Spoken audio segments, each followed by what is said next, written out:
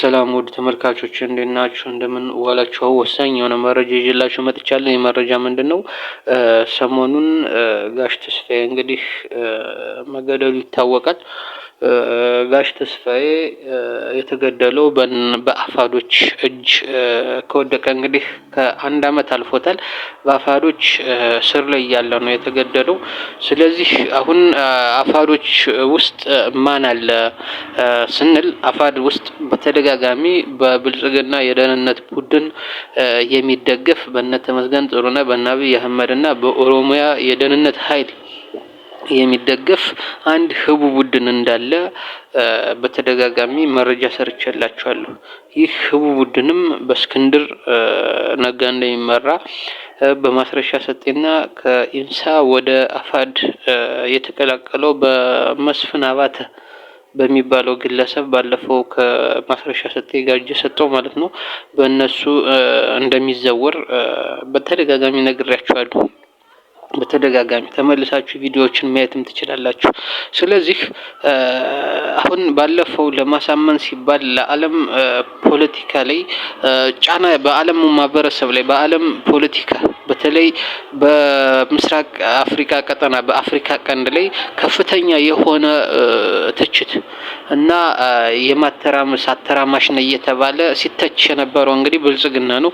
ይህንን በማስመልከት እንግዲህ ይህንን ጫና ትንሽ እልባት ለመስጠት ሲል ማስረሻ ሰጤና መስፍን አባተን ለይቶ እጅ እንዲሰጡ አስደርጓቸዋል ማለት ነው።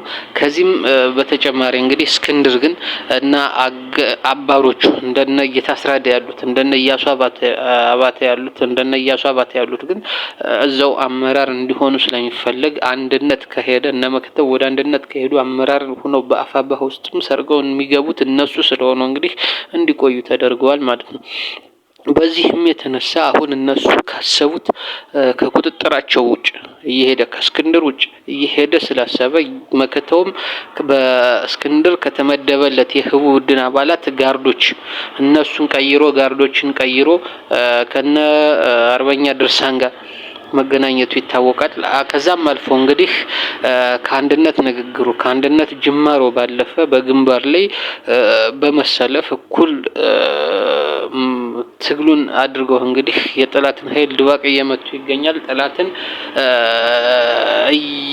ያንቀጠቀጡ ይገኛሉ። ስለዚህ በዚህ የተደናገጠው ብልጽግና ይህንን የነመከተው አንድነት እነመከተውና የአፋብኃ የሚያደርጉትን ጉዞ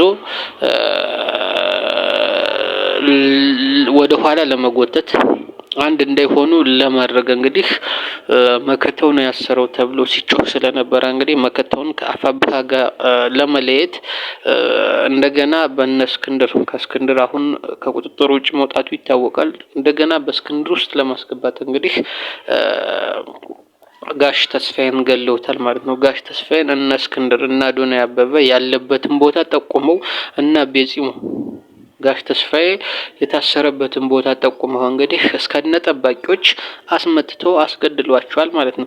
በዚህም ደረጃ እንግዲህ መከተው ገድሎ መከተው ይዞ ለምን አይለቀውም ነበር? አንድነት አፋብኃና አፋድ አንድ ሲሆኑ ተጠንቀቁ የሚል በጣም ከፍተኛ ዘመቻ ተከፍቷል። በዚህም መሰረት እንግዲህ አፋብኃ ከመከተው ጋር እያደረገ ያለውን የአንድነት ጉዞና የአንድነት ትግል በአንድ ግንባር የመሰለፍ ትግል እንግዲህ በጥርጣሬ አይቶ ወደ ኋላ እንዲለ እንግዲህ ይህንን ስራ ተሰርቶ ጋሽ ተስፋዬ እንዲገደል ተደርጓል ማለት ነው። ስለዚህ የአፋብኃና የአፋድ አንድነት ጥንቃቄ ማድረግ ያለበት እነ እስክንድር ላይ እነ ቤጺሞ ላይ እነ ኢያሱ አባተ ላይ ነው እንጂ መከተው ጋር ሳይሆን በደንብ አንድነቱን ማጠናከር አለባቸው እላለሁ። አመሰግናለሁ።